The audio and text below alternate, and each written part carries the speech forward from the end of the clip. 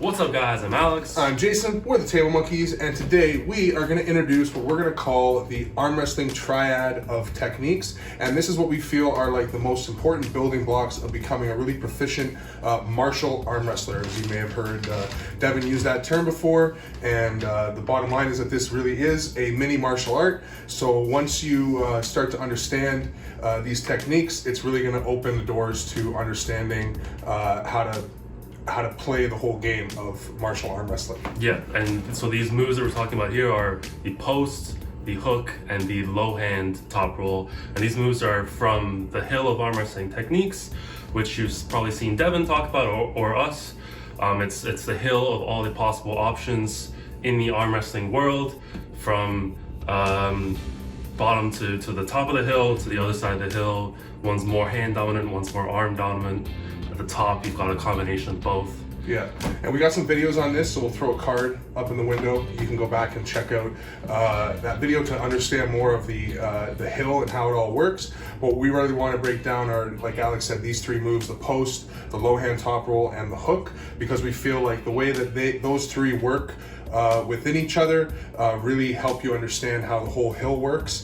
And this video, we're just going to explain how those three interact with each other. And then in the next three videos, we're going to dive into each move specifically, explaining how that move works and how it interacts with the other moves and stuff, and how it leads to the rest of the hill. Because that's the other important part, is that if you understand these three moves, once you get a good grasp of them, it'll be very easy to start to understand the other parts of the hill. Right? Yeah, exactly. So what we mean by saying these moves interact with each other is that they're all great counters to each other. So you'll see a lot of arm wrestling matches have an opponent using one of these two moves, and the one working really well against another, one not. And that's why they're so important, and all great arm wrestlers know how to use these moves very well. Yeah, even if they don't use the moves themselves, they do understand them, or they can use them, but it's just so the strength variance to the moves that are their aces is so much different that at the highest level competition, it never really leads them to need to use a different move than the one that they are going for. So like Alex said, a lot of the time you'll see two opponents that are using two countering moves, so like a low hand top roller versus a hooker, and the hook puller is, even though the low hand top roller, as we're going to explain, is the great counter for the hook puller is still trying to set a hook on the low hand top roller. And if he can get it, the low hand top roller might not be in a great spot, but technically speaking, once you break it down, it would probably be a much better option for the hook puller to go with a posting top roll over the low hand top roll. But for whatever reason, his strength, his mechanics, his levers lead that to be still not a great option. So even though these were not an option that's going to work for him in that moment. Yeah. So even though these techniques do they work really well together, it still does come down to strengths and levers and the actual how comparable you are to your opponent. So I guess the premise of this is that we have two opponents who are in equal strength, right? So it is coming down to technique. Yeah, relatively equal. Yeah. I mean, the levers could be different, but the strength and technique is close enough that this stuff is really going to matter. Which any tight match, that's what actually happens. And any really great arm wrestler, like Alex said, so the two main ones that come to mind would be Devin Larratt and John Brzenk. Obviously, those guys are the most versatile by far. John particularly, especially noting that he would always, pick apart tournaments by picking the moves that would work best against the opponent, not pulling the same each match. And in a super match, you'll see John actually test opponents going into their strength, even though he knows he could go a different option. So again, that's based on the fact that he knows the game so well.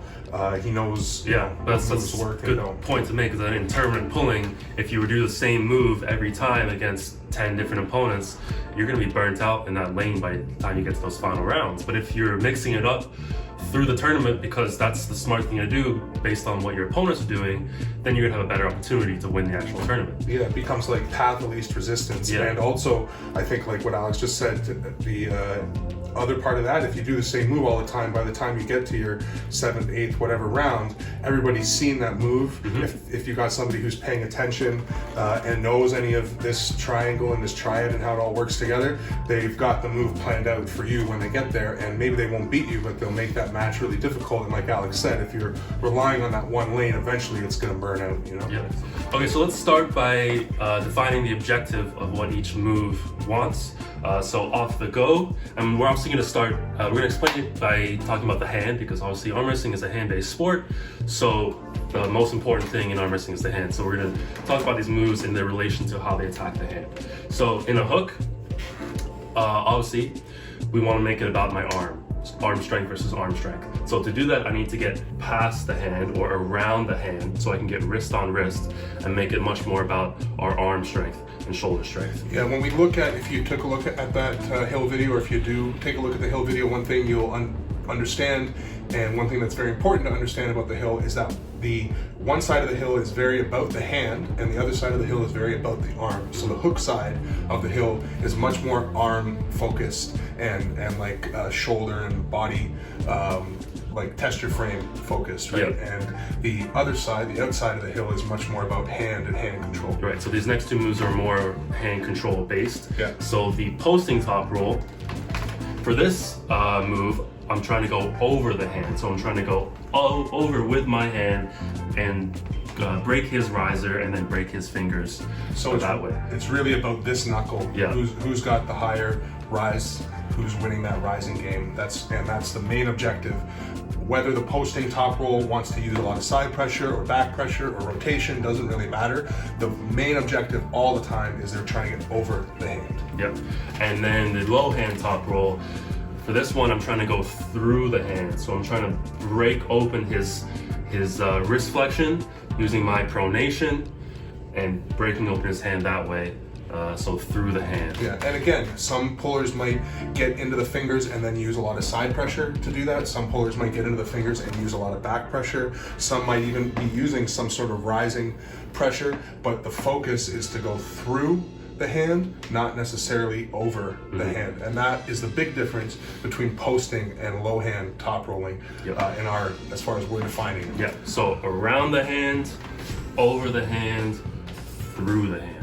Those are the three main things that these moves are trying to accomplish. Now again, depends on, there's so many more variables, there's so many more things that can happen once you go that route, but understanding, sorry, let's get back to that. So understanding whether your opponent's trying to go through, over, or around your hand is really the most important part of understanding what they're trying to do, so that then you know what's going to be the most effective for you to try to do. So let's start by explaining how the hook is going to work with the low hand top roll quickly, and why.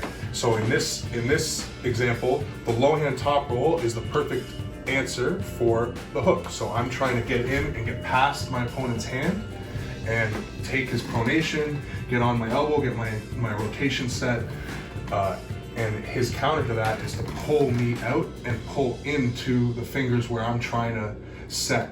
And this action of me coming forward, it feeds into his dragging action. And if you do this in a practice with anybody, you're gonna notice that right away. If you come in and try to set a hook and they at all low hand top roll correctly, you're gonna be in a shitty position and they're gonna feel like it just came to them. Like it just, oh wow, that just happened.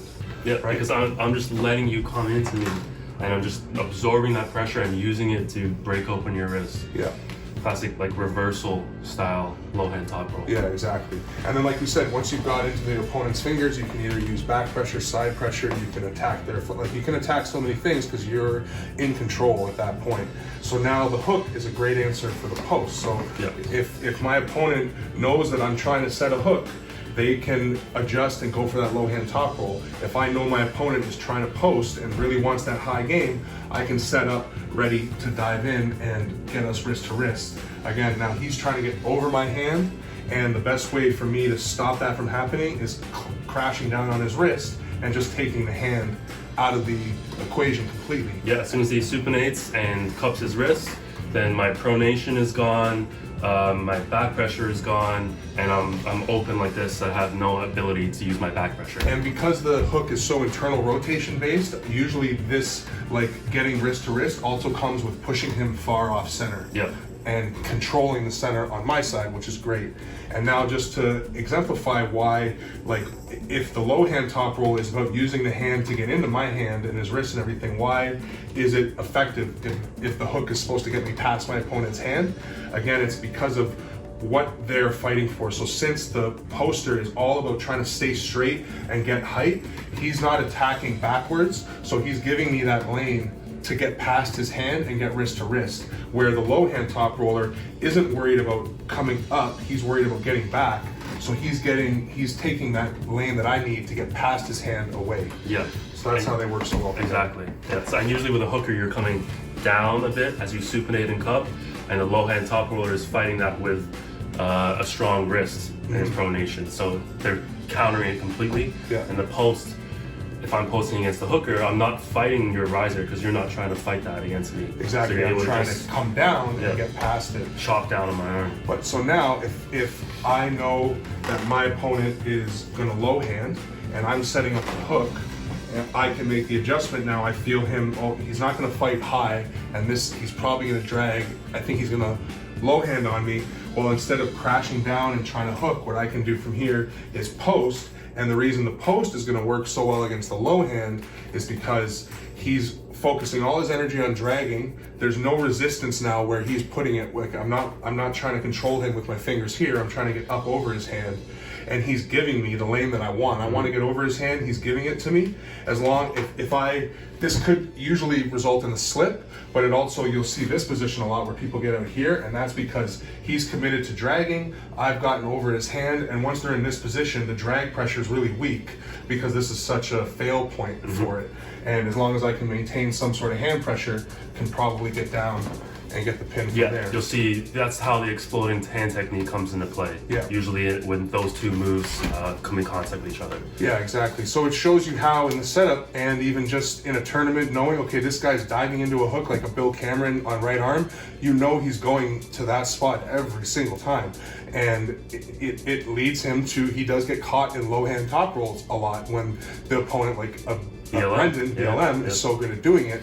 It's just, there's just not, like, Bill is almost never going to win that match because he doesn't have the height to post with him at all. He needs to set the hook, and Brendan's just too good at getting the low hand to work for him when he knows his opponent is going to set a hook. Exactly. Another great match that had that same thing happen was the recent Arm Wars event where Giannis versus Tom Holland and Giannis versus Jeff Hale. Both of those guys are super strong hookers, and that's basically all they do. And Giannis is his move is just perfect for them and easily went through them without too much issue. And even when Jeff tried to post at the end, he had nothing left because he had burned himself out. But and then again, it comes into levers and stuff where these things might, like someone like Vitaly is mainly a low hand top roller, but his lever is so long that it's almost impossible to find somebody who can outpost his low hand top roller.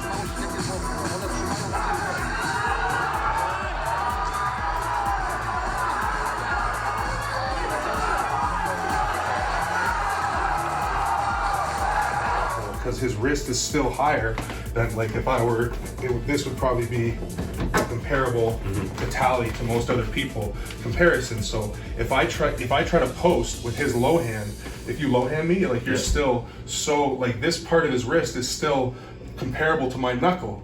So my post over his low hand doesn't work because originally it would be like this, and now when he posts and I low hand, I'm way over his hand, and it's gonna work. So again, those levers do come into play a lot. And the longer lever too, like Rick, he does this low hand, but he holds his arm way at the back of the pad.